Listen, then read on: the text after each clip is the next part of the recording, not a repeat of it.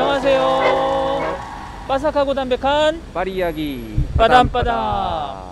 자, 오늘은 우리가 또 야외에 한번 나와봤습니다. 맞습니다. 저희 뒤에 보시면 성모승천 성당이 이렇게 보이네요. 오늘 우리 이야기 나눠볼 주인공인가요? 요 또 이야기도 재밌긴 하겠지만 오늘은 패션계의 성지, 패션계 어떻게 보면 성당이라 할 수 있는 우리 샤넬 이야기를 한번 하기 위해서 나왔습니다. 바로 이 성당 앞에 그 유명한 코코 샤넬이 자신의 첫 번째 부티크를 열었던 장소가 바로 앞이죠. 그렇죠. 그 유명한 깜봉길에 만들어졌다 해서 깜봉 매장이 딱 하고 보입니다. 네. 그렇다면 우리 본격적인 샤넬 이야기를 한번 나눠보기 위해서 샤넬 매장이 멋지게 보이는 곳으로 한번 이동해 보도록 하겠습니다.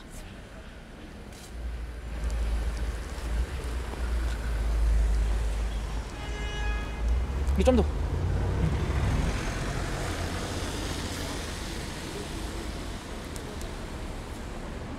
몇 걸음 딱 걸어왔더니 바로 우리 뒤쪽으로 물론 정면에 보이고 계신 매장이 샤넬의 첫 번째 매장은 아닙니다. 여기 안으로 조금 더 들어가야 되긴 하죠. 네, 이 뒤쪽으로 보이는 골목으로 조금 들어가시면 그녀가 처음으로 자신의 이 큰 매장을 오픈했던 깜봉 매장이 보이는데 정면에 보이는 매장도 지금 이 샤넬이 워낙 브랜드 가치가 높아졌다 보니까 여러 건물들을 매입해서 매장을 만들어 놓은 모습을 만나볼 수 있죠.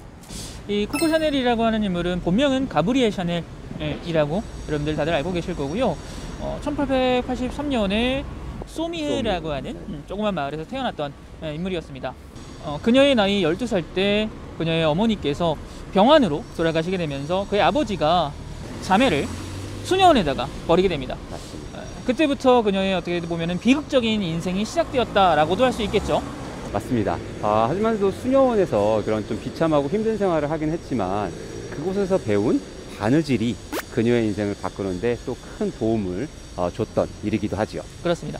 그녀의 이야기를 빌면은 조금 비극적인 삶을 이어가다가 밤무대의 가수로 또 데뷔하게 되면서 그녀의 새로운 인생이 펼쳐지게 되지 않았나라고 생각합니다. 이 밤무대에서 불렀던 누가 코코를 보셨나요? 라고 하는 노래가 그녀의 또 시그니처 같은 노래가 되면서 별명이 코코라고 하는 이름이 또 붙게 되죠. 네. 그때 당시 그 밤무대를 찾았던 에티엔 발장이라고 하는 또 어떤 대부호의 눈에 들게 되면서 귀족들의 삶에 들어가게 되는 결정적인 계기가 된 것 같습니다. 더 이상 자신의 노동을 통해서 힘겨운 삶을 이어갔던 것이 아니라 호의호식하는 그런 즐거움을 또 알게 되는 그런 기간이었죠. 하지만 이 코코 샤넬이 대단한 건 그런 삶을 만족하지 못했다는 거죠. 그렇습니다. 코코 샤넬은 에티엔 발장의 집에 머물게 되면서 그녀의 특기를 살려 계속해서 승마 바지라던가 혹은 조그마한 모자를 만들어 그녀의 끼를 발산했던 것 같습니다. 근데 이 안타까운 게 이 발장이 거기까지였던 것 같아요. 안목이 조금 짧았던 거죠. 이 발장의 친구 또 새로운 남성이 나타나면서 그녀의 새로운 인생이 펼쳐지죠. 그렇죠. 그녀의 이제 세기의 연인이라고 할 수 있었던 아서 카페 후원으로 이 최초의 자신의 매장을 우리 뒤쪽에 보이는 이 깜봉 거리에 21번지에 오픈을 하게 됩니다. 아서 카펠이 참 대단한 인물이었던 것 같아요. 거부이기도 했으면서 사업가적인 그 능력이 뛰어났던 분이어서 이 코코 샤넬에게 굉장히 많은 조언을 해줬던 사람이죠. 많은 문화예술계의 인사들도 소개해줬거니와 또 이 코코 샤넬이 자신의 이름을 직접 달고 최초의 패션 부티크를 열었던 도빌이라고 하는 또 마을에 이 아서카페의 후원을 통해서 매장이 하나 크게 생기게 되잖아요. 1차 세계대전이 벌어지면서 사람들이 피난을 가고 여기저기 다른 데로 이제 흩어졌을 때 이 아서카펠은 참 사업적인 수완이 뛰어나서 하면서 도빌 매장을 닫지 말아라. 이 수많은 휴양지에 들어왔던 사람들이 이 또 코코 샤넬의 이 패션의 또 감각을 아직도 매료되죠. 그때 또 시기적으로 가장 좋았던 게 기차가 또 프랑스 전역으로 뻗어있던 시기였다 보니까 많은 휴양지들을 찾아서 부르주아들이 좀 휴양을 떠났던 것 같습니다. 그러면서 돈을 더 벌게 되죠. 그리고 돌아와서 요 뒤에 있는 매장을 더 크게 그렇습니다. 확장을 하게 되었다라고도 알려져 있습니다. 조금 했던 21번지 이 깜봉 매장을 벗어나 31번지의 더 큰 매장을 오픈하게 되면서 지금에 이르게 됩니다. 돈을 벌었던 코코 샤넬이 집을 마련하죠. 드디어 남성들의 그늘에 벗어나서 그들의 후원 없이도 자립을 하게 되면서 집을 마련한 장소가 또 파리 바로 근처에 있습니다. 근처에 있습니다. 네. 어디에 살았는지 그녀가 살았던 곳으로 한번 이동해 보겠습니다.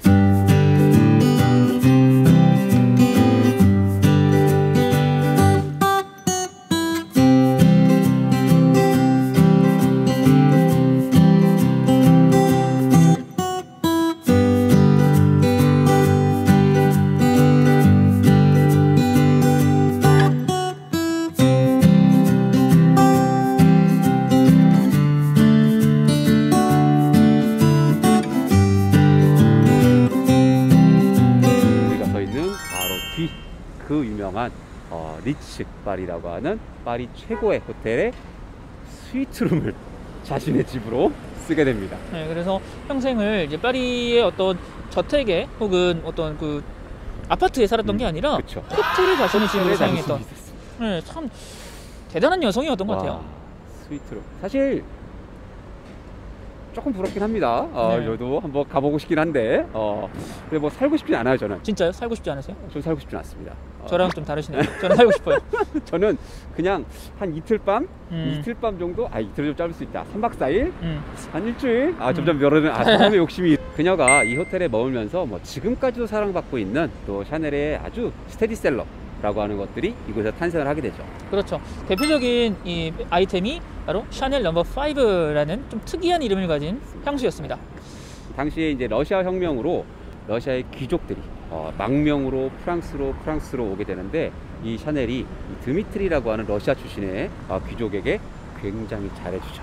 이게 또 연이 됩니다. 그렇습니다. 드미트리 공의 소개로 러시아 황실의 전속 조향사였던 에르네스트 보라고 하는 인물을 소개받게 됩니다. 그 에르네스트 보의 시제품 중에 하나를 골라서 샤넬 넘버 5가 탄생하게 되죠. 이 이름이 좀 독특한데 여러 가지 썰이 있습니다만, 보통 이야기를 많이 하는 거는 이 보가 소개해줬던 이 시향 중에 5번째의 것을 가장 좋아해서 넘버 5로 만들었다라고 하는 이야기도 있고요. 네, 뭐 또 다른 이야기로는 이 넘버 5 향수를 발표했던 날짜가 5월 5일, 우리나라의 어린이날이라서 그 5의 숫자의 영감을 받아서 넘버 5라고 하는 장명을 하지 않았나 하는 이야기도 있습니다. 맞습니다. 그리고 이 향수병이 참 재밌는 게, 이 리츠 호텔에서 머물렀던 그녀가 이 광장을 바라봤더니 너무 멋있는 거죠. 하늘에서 바라본 이 광장의 모습을 향수병의 모양으로 만들어서 딱 탄생을 하게 됐던 또 비화도 있습니다. 그렇죠. 팔각형의 그렇죠. 또 굉장히 좀 정지된 미를 볼 수 있는 게 샤넬 넘버 5의 향수병 형태죠. 맞습니다. 그리고 또 샤넬 넘버 5 하면 또 빼놓을 수 없는 인물이 마릴린 먼로죠. 그렇습니다. 그녀가 이 샤넬 넘버 5의 매출에 정말 지대한 영향을 끼쳤던 것 같아요. 그녀의 한마디로 전 세계에 샤넬 넘버 5의 열풍이 불었으니까요. 맞습니다. 주무실 때는 무엇을 입고 주무십니까? 라고 했더니 저는 샤넬 넘버 5 하나만 입고 잡니다. 라고 했던. 이 카피라이트 네. 자체가 엄청나게 강렬한 것 같습니다. 그러면 아무것도 안 입는다는 얘기죠? 그렇죠. 아무래도 전라로 삐 네. 마릴린 먼로라고 하는 인물 자체가 전 세계적인 섹스 심볼이었는데, 그렇죠. 엄청난 그녀가 아이콘이었죠. 그런 이야기를 했다는 것 자체가 전 세계 모든 남성들의 어떤 성적 판타지를 자극했고요. 또 여성들에게도 엄청난 영감을 줬던 것 같습니다. 맞습니다. 아무튼 그래서 이곳에서 샤넬 넘버 5도 나오게 되고, 또 하나가 나오죠. 샤넬이라고 하는 브랜드의 전형적인 시계 쉐입이 나옵니다. 여러 가지 스타일이 있는데, 일단은 기본적인 거는 이 광장의 모습으로 한 시계가 있고, 네. 주변으로 해서 이렇게 보석이 달린 시계가 있잖아요. 그 보석이 요 광장의 주변에 쭉 놓여져 있는 보석상을 형상화해서 그렇죠. 만들었다. 그리고 방동광장에 서 있는 이 기둥이 나폴레옹이 세워놓은 전승기념탑이잖아요. 그렇습니다. 해가 딱 내리치면 이 기둥에 그림자가 져서 이렇게 치게 되니까, 마치 해시기 같은 그치. 역할을 했던 게 바로 이 전승기념탑이었죠. 그래서 이런 비화가 이 광장에서 또 탄생하고 리츠 호텔에 머물렀던 그녀의 영감을 줬던 곳이기도 합니다. 그리고 이 호텔에 머물게 되면서 또 그녀의 크나큰 위기를 한번 또 맞게 되는데요. 맞습니다. 2차 세계대전 때문에 위기를 맞게 됩니다. 맞습니다. 이곳에서 독일군이 파리를 점령한 후에 리츠 호텔을 독일군의 점령 숙소로 썼기 때문에 거기서 만났던 젊은 장교, 사랑의 딩클라케. 네, 딩클라케라고 죠. 딩클라케. 딩클라케 좀 어렵죠, 독일어에서. 딩클라케. 딩클라케라고 하는 젊은 이 장교와 사랑에 빠지면서 스파이 논란에 빠지게 됩니다. 네, 아무래도 2차 세계대전 종전 이후에 프랑스는 피해 숙청이라고 하는 참 서슬퍼런 시간이 있었잖아요. 그렇죠. 민족을 배신한 이들을 지금도 공소시효를 두지 않고 쫓으러 다니는 나라니까 뭐 당시에는 용서라고 하는 게 썼겠죠. 하지만 코코 샤넬은 유명한 사람들을 많이 알았잖아요. 영국 수상 처칠과도 연이 닿아 있죠. 연이 닿아 있었죠. 그렇기 때문에 목숨을 잃지는 않습니다. 결국에는 스위스로 떠나서 망명 생활을 하게 되죠. 그 한 10년 정도 스위스에서 망명 생활을 하게 되는데요.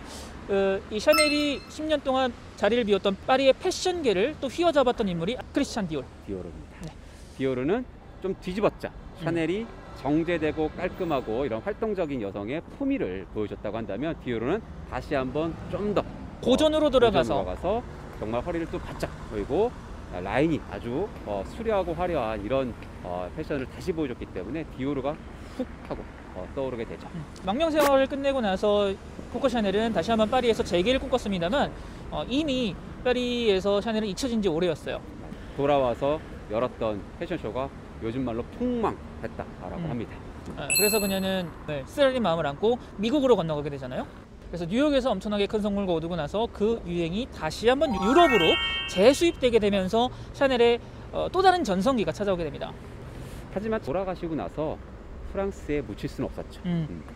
결국 스위스로 그녀를 이 무덤을 만들 수밖에 없어서 지금도 파리가 샤넬 제국으로 굳건하지만 그녀는 파리에서 아직 주무시지 못하고 있는 약간 조금 씁쓸한 말년도 알려져 있기도 하죠. 우리 이렇게 코코 샤넬이라고 하는 인물에 대해서 깊은 이야기를 한번 나눠봤는데 요즘 또 파리 시내에서 코코 샤넬 전시를 하고 있다면서요? 그렇죠. 그녀의 패션의 변천사를 한눈에 알아볼 수 있는 전시회가 지금 열렸습니다. 오늘 우리의 이야기가 참 시의 적절했네요. 맞습니다. 그러면 우리 전시회를 한번 보고 나서 이야기를 한번 이어가 볼까요? 좋습니다. 이동해 보시죠. 자, 갑니다.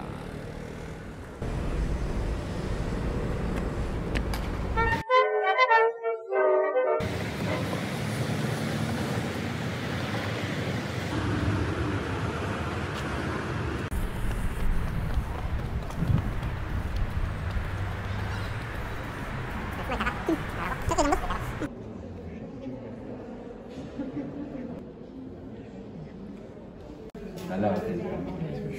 위스키도 마찬가지인데 위스키 병도 병 자체가 엄청 비싼 거라도 그렇잖아요. 코르크로 막는 거 아니에요?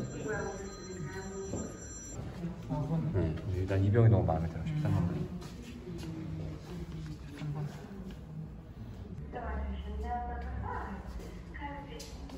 휴게실까지 하셨다며.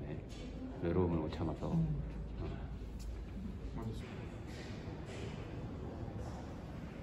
스코틀랜드에서 입은 남자들 입는 거 보고 또 방한복?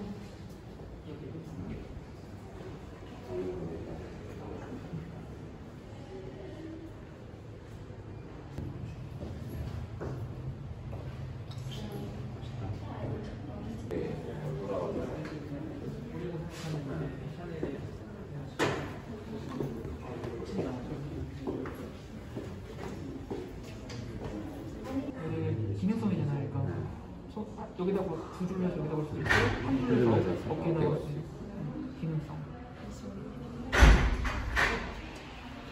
이거를 사려고 이렇게 난리라니.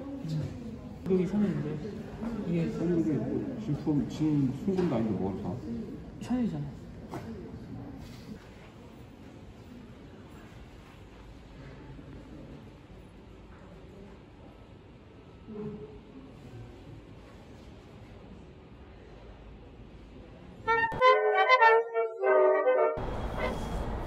아이고, 전시 어떠셨어요? 샤넬의 시작부터 지금 현재 모습까지 만나볼 수 있는 전시가 흔치는 않잖아요. 그렇죠. 엄청 잘해놓은 것 같더라고요. 역시 이번에도 큐레이팅의 감탄. 네, 참 인상적이었던 게 이제 그녀의 첫 번째 뭐 작업들 이런 것들. 네, 그게 실제로 볼 수 있을 줄 몰랐어요. 저는. 맞아요. 저 우리가 생각하는 샤넬, 특히 뭐 저에게 생각하는 샤넬은 그 트위드 자켓 그렇죠. 정도만 생각했는데 샤넬 넘버5의 그 첫 번째 향수병, 오리지널 병을 볼 수 있어서 너무 재밌었어요. 샤넬이라고 하는 한 브랜드만을 가지고서 이런 특별 전시회를 열 수 있다는 게 참 대단한 것 같긴 합니다. 맞아요, 진짜로. 특히나 여성분들에게 더욱더 의미 있는 브랜드이지 않을까 하는 것 중에 하나가 남성들의 전유물이라고 할 수 있었던 어떤 패션 디자이너계의 샤넬이 혜성처럼 등장해서 여성들에게 처음으로 자유를 선사하기 위한 디자인을 했다는 것이 재밌는 것 같아요. 맞아요. 이 샤넬이라고 하는 인물은 정말로 패션계에 가장 빛나는 별이 아닐까 싶습니다. 클래식은 영원하다. 그래서 샤넬의 별은 지지 않을 것 같다 생각이 듭니다. 그렇죠. 샤넬도 이제 삶을 마감했고 샤넬의 또 수석 디자이너였던 칼 라거펠트도 얼마 전 맞아요. 숨을 그렇죠. 거뒀는데 앞으로 샤넬이라고 하는 브랜드가 또 어떤 식으로 이 자신의 앞길을 개척할지 모르겠지만 샤넬이라는 브랜드의 앞길이 기대가 되네요. 그렇습니다. 꼭 나중에 우리 이남가이님이랑 저랑 트위드 자켓을 저희들이 사 입을까요? 저희들이 사 입는 걸로. 남성복 라인이 없잖아요. 그렇죠. 뭐 그렇다면 짝들에게 사드려야겠죠. 뭐 백을 사드려야 될지 트위드 자켓을 사드려야 할지 모르겠지만 언젠가는 그런 날이 오기를. 그래서 여러분들도 나중에 파리에 오시면 이렇게 또 샤넬 매장에 들어가셨을 때 저희 또 빠담빠담 한번 생각해 주시면 좋을 것 같습니다. 그렇습니다. 자, 지금까지 파리 비디오 노트 빠가삐 다이어리의 빠담빠담이었습니다. 우리 또 만나요. 또 만나요.